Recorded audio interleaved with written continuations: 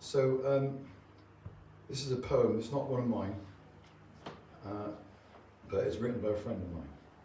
He's a guy that I didn't know for a huge amount of time, but he had a great effect on me.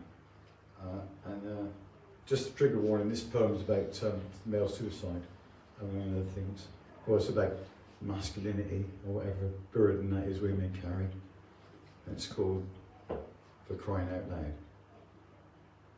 And it's written by a guy called Mark O'Donnell, who's no longer here. So I feel like sometimes if I can share his work, that's just another remembrance, isn't it? You know? So it goes like this.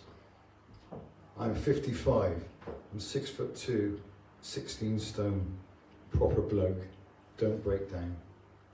I hide my fears, I don't shed tears, I find a way. Except when all the kids were born, because that's okay.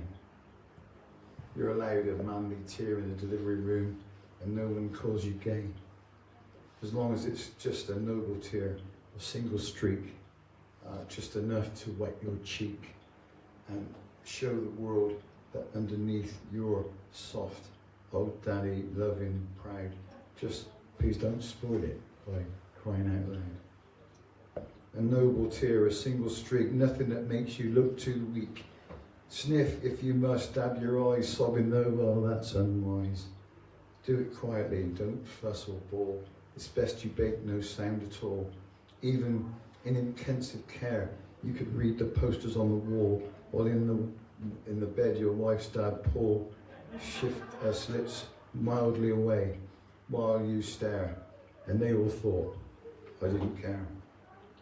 Even when we buried Dad, I showed the proper kind of sad, dignified, a tear or three, but nothing that embarrassed me. Some thought I wasn't sad enough, a little steely, bit too tough, maybe even insensitive.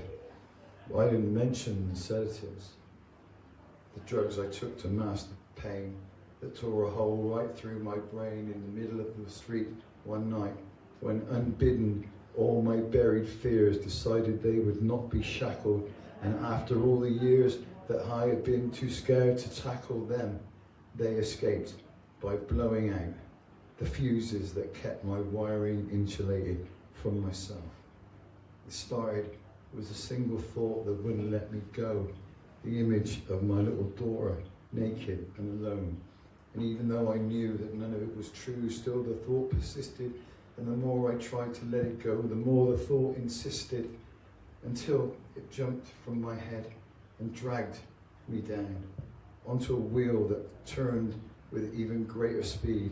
My breath was smothered. I couldn't tell one heartbeat from another, and suddenly it became quite clear that I was going to die right here.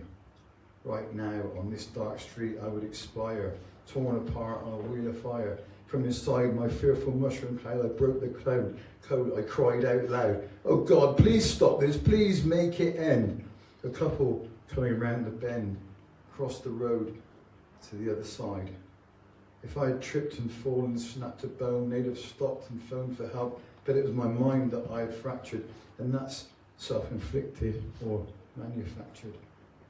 At 6'2" and 16 stone, you blow in the street, you get left alone. Best be like Nigel, silent, strong, safely buttoned, nothing wrong with Nigel. Until he didn't pick me up for work that day, an afternoon near Runswick Bay. They found him in his car looking out to sea, and 8 feet of hose through which he breathed his last and died exhausted. At the funeral, Jane, his wife, cried most. Her children searched for Daddy's ghost. His father looked torn in half, but never shed a tear. He slapped me on the back and laughed. Said, "It's good to see all his friends here." I would have made his mother proud. And still, none of us would cry out loud. If you ever have to stand beside your best friend's grave, I hope that you were man enough, that you were brave, and already told him how you loved him, told him how you felt. At 25 and 6'2", you can choose to fold the hand you're dealt, but don't wait till you're 52 and 16 stone, standing in the street alone with the total sum of your life's fears comes pouring out of both your ears until it forms at your feet into a pool that's deep enough to drown you, while the people all around you cross the street to the other side. Because, like you, they're weak with pride, too scared to own themselves, too cowed to be a man and cry out loud. Thank you.